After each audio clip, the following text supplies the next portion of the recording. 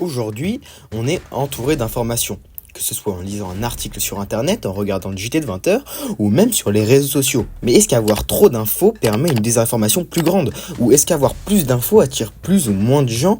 On va voir tout ça aujourd'hui. Dans un podcast France Inter appelé Trop d'infos tue l'info, il commence par cette phrase qui est « Avec Internet, les canaux d'information se sont multipliés. Dorénavant, chaque personne s'informe quand il le veut, où il le veut et sur le support de son choix. » Ce podcast tient une ligne un peu négative du fait que si beaucoup d'informations sont postées rapidement, la forme prendrait le dessus sur le fond. Et finalement, est-ce qu'aujourd'hui, on a des exemples de ce qu'ils avaient évoqué dans ce podcast? On va en parler un petit peu plus tard. À propos de ce sujet, une question m'est directement venue. Est-ce que la quantité d'informations a un lien de causalité entre la quantité de personnes regardant celle-ci? Des chiffres datant de 2021, sortis par le CSA devenu l'ARCOM aujourd'hui, a démontré avec un sondage représentatif que 85% des Français s'intéressent à l'actualité. Pourtant, 2/3 des Français ne font pas confiance aux journalistes sur les grands sujets d'actualité, d'après un autre sondage effectué par Verian pour La Croix et La Poste, qu'on va appeler VCP.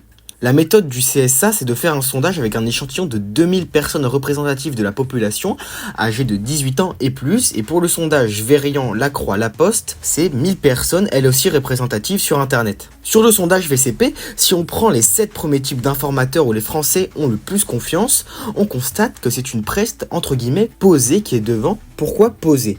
Posée parce que la presse nationale sort des journaux pour les 24 heures et prennent donc un certain temps pour les traiter. C'est une source auquel les Français font assez confiance, pourtant seulement 6% des Français liraient la presse papier selon le sondage du CSA.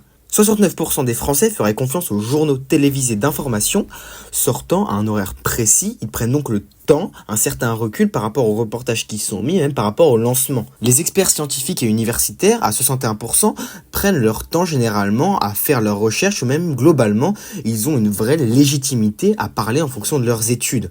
Lorsqu'on regarde l'autre moitié du sondage, donc la partie envers laquelle les Français font le moins confiance, on peut voir les chaînes de télé en continu par exemple, qui sont à 56% de confiance, qui avec le temps ont banalisé les éditions spéciales et certaines fois les fausses informations non vérifiées et sont souvent orientées politiquement. Ensuite, à la fin, on peut voir les influenceurs qui sont à 19% et les réseaux sociaux à 29%. Pourtant, en termes d'audience, les chaînes de télé en continu comme CNews ou BFM TV et même les réseaux sociaux sont très regardées. Alors que les Français ne font pas tellement confiance aux infos se trouvant sur ces médias. Mais pourquoi en fait ? Premièrement, ouvrir Insta ou allumer la télé, c'est très simple. Et tomber sur de fausses informations dans les Reels ou sur TikTok, c'est aussi pas très compliqué. Et tomber sur des fake news, ça arrive plus souvent qu'on ne le pense. Et puis même, bien que BFM-TG, le Pays Avenir ou même le Gorafi soient connus pour leur satirisme, certaines personnes peuvent croire certaines informations. Et même les comptes complotistes, ça peut exister. Ensuite, c'est cool de trouver une information rapide et hyper accessible qui semble complète en quelques secondes. Maintenant, attaquons-nous à autre chose. On va commencer par parler de l'algorithme. Pour les deux du fond, l'algorithme, par exemple sur TikTok, c'est grosso modo un robot qui va détecter les vidéos que l'utilisateur aime. Regardez par exemple, si l'utilisateur passe beaucoup de temps à regarder des vidéos de chats, like, partage, plus de vidéos de chats seront proposées. C'est donc pareil pour la communication en politique qui a complètement changé ces dernières années. Maintenant, on va parler du sujet du début de la vidéo. Vous vous en souvenez ? Est-ce que la forme a pris le dessus sur le fond ?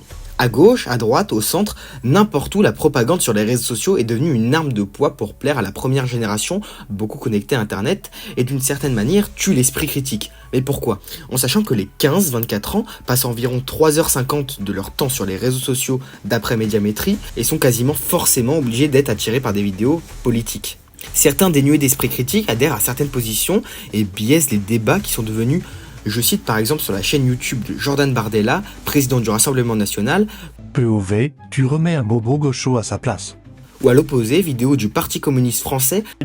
Monsieur Bardella, je ne vous ai pas coupé. Écoutez, je ne sais pas. Lorsque tout débat est devenu humiliation et découpé en 56 parties où le but est d'humilier son adversaire sans chiffres et sans fond et en changeant le contexte qui permet de ne pas réveiller l'esprit critique parce que l'utilisateur s'arrête à ces extraits généralement. De plus, les politiques sur les réseaux sociaux n'ont pas la carte d'influenceur.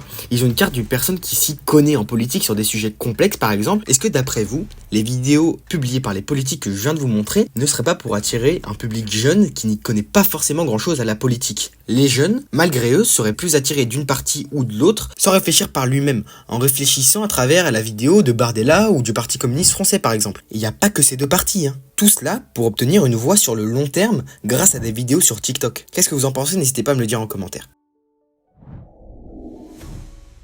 Avec les réseaux sociaux, les journalistes indépendants, même des médias de tous bords politiques ont pu émerger. On peut penser par exemple à l'esprit critique, qui c'est avoir un regard critique amène une réflexion sur des sujets politiques. Yann Toucourt, lui professeur d'histoire, vulgarise, débunk et explique certains phénomènes historiques qui ont des répercussions ou non aujourd'hui.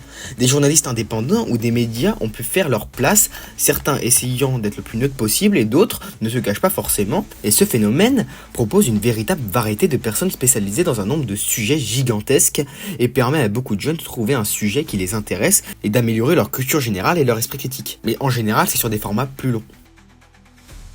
Troisième point, j'ai mis la gratuité entre guillemets. Déjà parce que malgré que les réseaux sociaux soient gratuits, une connexion internet cela a un coût, un téléphone n'est pas gratuit, mais le fait de pouvoir avoir une info fiable ou moins fiable, mais l'avoir directement et gratuitement sans être abonné à un journal papier ou sur internet, c'est un avantage notamment chez les bourses les plus précaires. Mais le plus grand danger, c'est de ne pas les vérifier. Si vous scrollez sur X et que vous tombez sur un compte comme celui-ci et que vous ne le connaissez pas, qui s'appelle Canon, et que vous screenez et que vous partagez en story sur Insta, ce post auquel il manque déjà quelques minutes de cuisson, mais en termes de complotisme, c'est du haut niveau, et que vous avez cru par mégarde, et vous allez déjà passer pour un complotiste. Et il y a un monde où vous pouvez vous faire insulter sur les réseaux sociaux, parce que vous n'avez pas pris le temps de rechercher la source en fait. Donc si je tape juste Canon sur internet, je tombe sur Wikipédia et sur un article de Radio France, et j'apprends que c'est un mouvement qui a été créé par un supporter de Donald Trump, qui invente des histoires plus fumeuses les unes que les autres, je le cite, hein.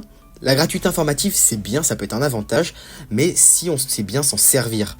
Merci d'avoir regardé cette vidéo, je vais essayer de devenir de plus en plus régulier, ne vous inquiétez pas. On se dit à la semaine prochaine pour une nouvelle vidéo. Salut!